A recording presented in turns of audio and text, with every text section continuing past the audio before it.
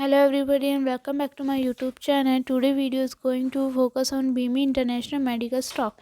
It was one of the stock that we have covered in our recent video, and as this was the biggest one in terms of revenue, we thought let's have a look at them first, and after having done the analysis in them, we got to admit this is a pretty interesting company with a lot of interesting plans for the future.